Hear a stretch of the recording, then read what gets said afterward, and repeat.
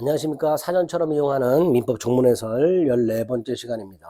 119조 각자 대리라고 돼 있죠. 자, 대리인이 여럿 있을 때 각자 본인 대리한다. 꼭 기억하세요. 미성년자 갑에게 부모 대리인이 둘이 있어요. 이런 경우 있죠. 또는 갑이 을에게도 땅을 팔아달라고 부탁, 병에게도 땅을 팔아달라고 부탁. 자, 이렇게 대리인이 여럿 있을 때 하나의 행위에 대한 둘이 공동으로 해야 되는지 따로따로 해야 되는지 문제가 생기는데 대원칙이 각자 하는 거예요. 그러니까 갑이 을에게도 땅을 팔아달라고 부탁했고 병에게도 땅을 팔아달라고 부탁을 했다. 을 따로 병 따로. 그래서 을은 정과 계약, 병은 무하고 계약 할 수 있어요. 근데 이렇게 하면 이중매매 문제 등이 생기겠죠. 그러니까 예외 법률이나 수권행위에서 다른 정한 바, 이게 바로 공동대리 제한이에요. 그럴 때는 그러하지 아니하다, 각자 할 수 없고 공동으로 해라. 자, 법률에 의한 게 뭐예요? 미성년자의 부모. 부모는 혼인 중 공동으로 친권 행사해라. 이렇게 돼 있죠.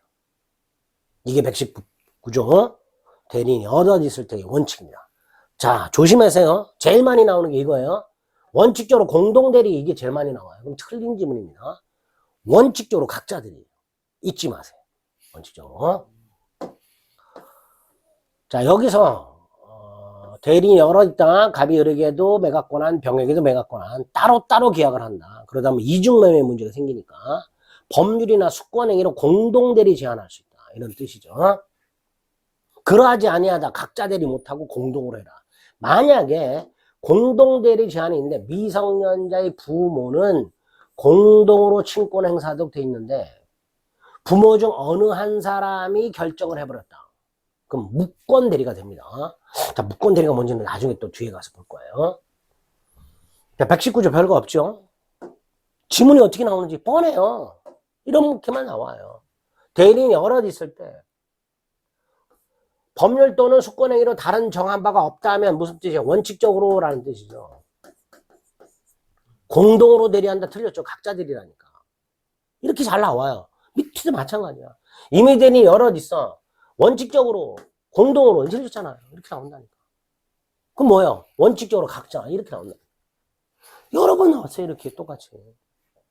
조문 자체를 출제하는 경우가 119조는 대단히 많습니다. 조문 자체를 출제하는 경우가 많은 게 아니라 조문 자체만을 출제하게 돼요. 이거는 119조는. 반면에 124조는 자기계약 쌍방대리 원칙적 금지라고 되어 있죠.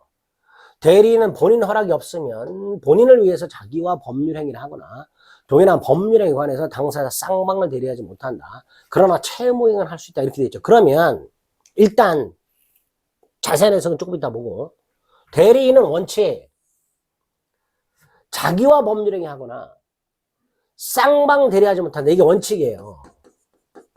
다만 본인의 허락이 없으면 못하니까 본인 허락이 있으면 할 수 있는 거죠. 또 채무이행도 할 수 있는 거잖아요.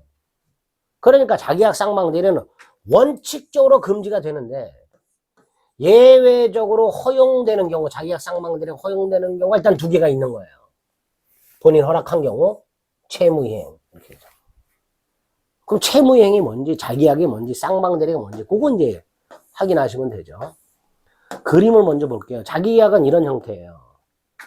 갑이 이렇게 땅을 매각을 의뢰했고요.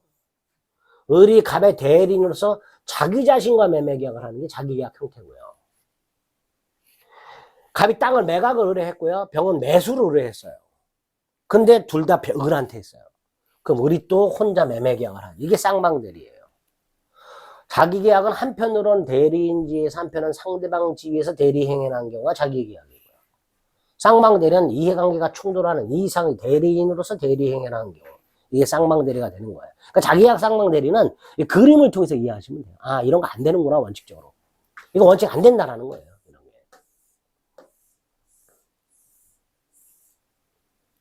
위반하면 어떻게 돼요? 무권대리로 모셔가 되는 거예요. 자기계약 쌍방대리는 원칙적으로 못한다. 그런데 본인이 허락하면 할 수 있는 거잖아. 허락이 없으면 못하니까 허락이 있으면 할 수 있는 거잖아요. 그죠? 당연하죠. 갑이 해라. 갑이 땅을 팔아달라고 부탁하면서 매수인 없으면 네가 사도 돼. 허락하면 할 수 있겠죠. 그러면 이 채무이행이 문제인데, 채무이행은 돈 갚는 거 생각하시면 돼요. 자, 어떤 경우냐?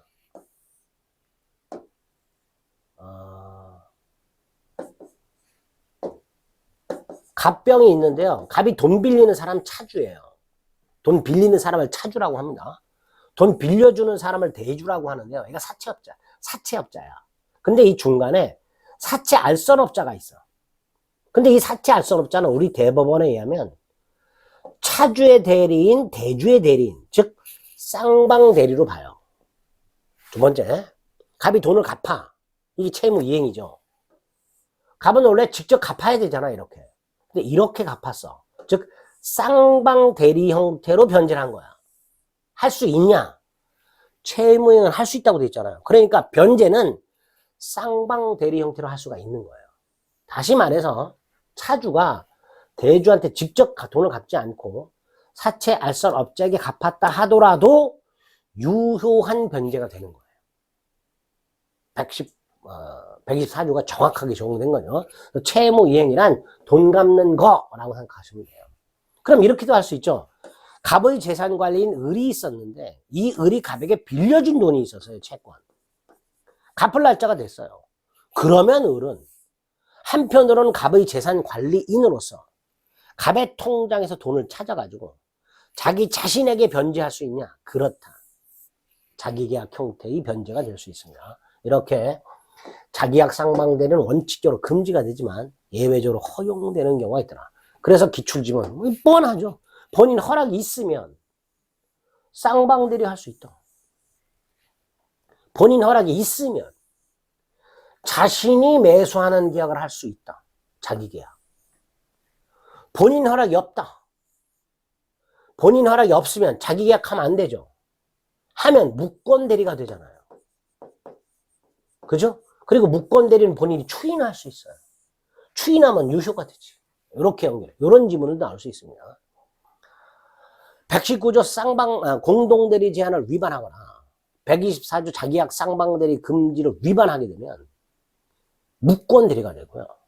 무권대리가 되면 본인이 추인할 수 있어요.